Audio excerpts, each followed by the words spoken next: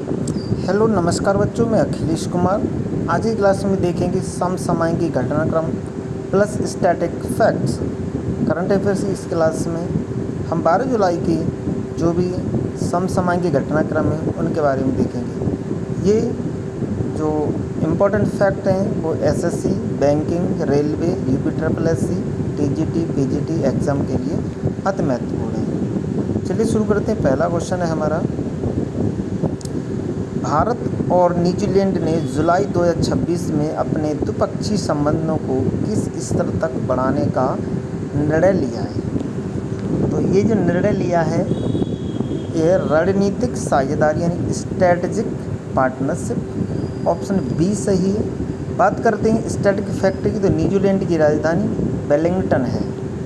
दूसरी स्लाइड तरफ मूव करते हैं। दूसरा क्वेश्चन है, भारत और न्यूजीलैंड ने द्विपक्षीय व्यापार को किस वर्ष तक दोगुना करने का लक्ष्य रखा है। तो ये लक्ष्य रखा है 2030 तक। भारत का जो लक्ष्य है, भारत और न्यूजीलैंड के व्यापार का लक्ष्य है वो दोगुना हो जाएगा 2030 तक। स्टैटिक फैक्ट की बात करें तो न्यूजीलैंड की मुद्रा न्यूजीलैंड डॉलर NZD। नेक्स्ट बात करते हैं क्वेश्चन नंबर 3 की तरफ। 12 जुलाई को विश्व स्तर पर कौन सा दिवस मनाया जाता है।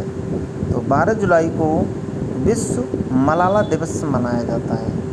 अब स्टैटिक फैक्ट की बात करते हैं तो मलाला यूसुफजई को 2014 में नोबेल शांति पुरस्कार दिया गया था।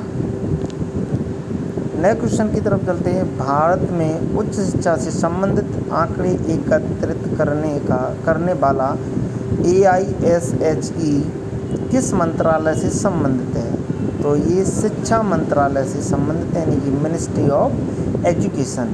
बात करें स्टैटिक फैक्ट की तो AISHE रिलेटेड है all India survey on higher education.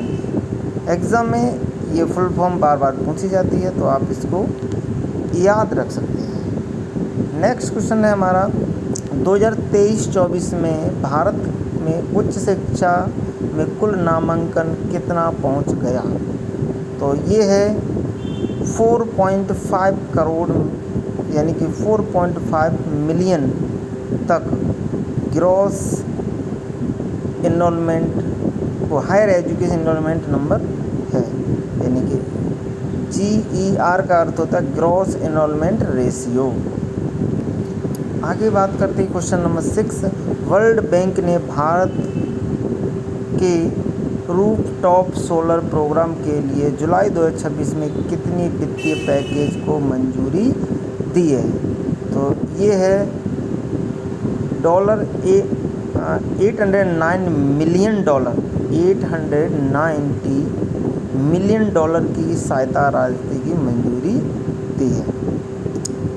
Static fact की बात करें तो वर्ल्ड बैंक का मुख्यालय वाशिंगटन DC में है। नेक्स्ट क्वेश्चन है, PM सूर्य घर मुफ्त बिजली योजना का मुख्य उद्देश्य क्या है। तो इसका मुख्य उद्देश्य है घरेलू रूफटॉप सोलर को बढ़ावा देना। बात करते हैं स्टैटिक फैक्ट, तो भारत ने 2070 तक नेट जीरो का लक्ष्य निर्धारित किया गया है। आगे बात करते हैं निफ्टी 500 अहिंसा इंडेक्स किस संस्था द्वारा लॉन्च किया जाता है। तो ये लॉन्च किया जाता है NSE इंडेक्स द्वारा। स्टैटिक फैक्ट की बात करते हैं तो फैक्ट NSE का पूरा नाम, स्टैटिक फैक्ट है NSE का पूरा नाम national stock exchange of India है। आगे क्वेश्चन है निफ्टी 500 अहिंसा इंडेक्स का बेस वैल्यू कितना रखा जाता है। तो इसका बेस वैल्यू रखा जाता है 1000। स्टैटिक फैक्ट की बात करें तो NSE का मुख्यालय मुंबई में है। आगे फाइनेंशियल इंटेलिजेंस यूनिट इंडिया को AECA 2026 में कौन सा स्थान मिला है। तो इसे मिला है दूसरा स्थान, रनर अप। स्टैटिक फैक्ट की बात करते हैं तो FIUIND यानी financial intelligence of money laundering से निपटने से संबंधित है। ये किससे है? मनी लॉन्ड्रिंग और फाइनेंशियल इंटेलिजेंस से संबंधित है। नेक्स्ट क्वेश्चन की बात करते हैं। FIU इंड किस मंत्रालय के अंतर्गत कार्य करता है? तो ये करता है वित्त मंत्रालय यानी मिनिस्ट्री ऑफ फाइनेंस। आगे स्टैटिक फैक्ट की बात करें तो PMLA 2002 धन शोधन से संबंधित प्रमुख कानून है। आगे बात करते हैं। नेक्स्ट क्वेश्चन 12th वाला क्वेश्चन है। 2026 में ICC हॉल ऑफ फेम में शामिल होने वाले भारतीय क्रिकेटर कौन बने हैं? तो ये हैं सौरव गांगुली। सौरव गांगुली को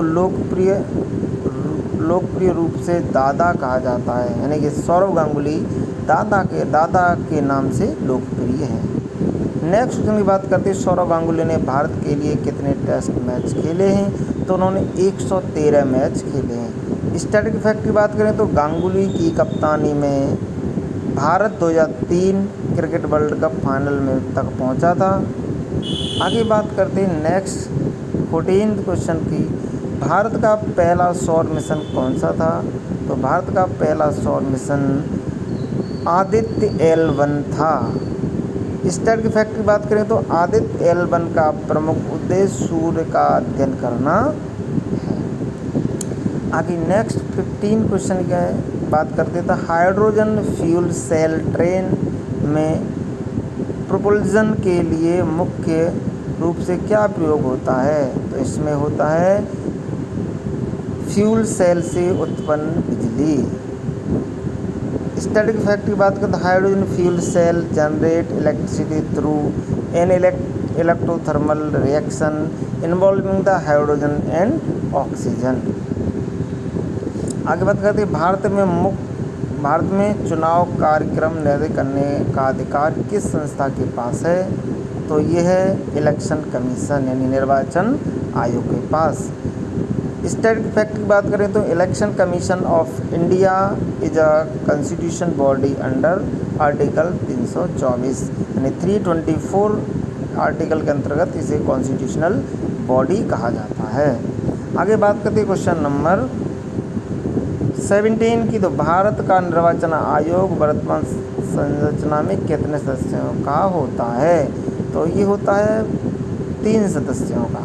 इसमें चीफ इलेक्शन कमिश्नर होते हैं, 2 इलेक्शन कमिश्नर होते हैं। इस तरीके से ये जो बॉडी बनती है उसमें 3 मेंबर होते हैं। आगे बात करते हैं नेक्स्ट क्वेश्चन नंबर 18 का। डिफेंस एक्विजिशन काउंसिल DAC का अध्यक्ष कौन होता है? तो DAC का अध्यक्ष रक्षा मंत्री यानी कि फाइनेंस मिनिस्टर होता है। वर्तमान में finance minister mister Rajnath Singh ji हैं। स्टैटिक फैक्ट देखते हैं। DAC रक्षा क्षेत्र की कैपिटल एक्विजिशन से संबंधित है, सर्वोच्च निर्णयकारी संस्था है। आगे बात करते हैं क्वेश्चन नंबर 19। भारत और न्यूजीलैंड ने किस क्षेत्र में सहयोग के लिए समझौता किया है? तो ये किया है अंटार्कटिक रिसर्च। अंटार्कटिक रिसर्च पृथ्वी का दक्षिणतम महाद्वीप है। आगे बात करते हैं 20वां क्वेश्चन है। 12 जुलाई को मनाया जाने वाला वर्ल्ड मलाला डे मुख्य रूप से किस विषय से जुड़ा है? तो ये है शिक्षा एवं बाल अधिकार, education and child rights. Malala Yousafzai का जन्म 12 जुलाई 1997 को पाकिस्तान में हुआ था। मलाला यूसुफजई, अच्छा ये उनका बॉर्न 12 जुलाई 1997 को इनका पाकिस्तान में जन्म हुआ था।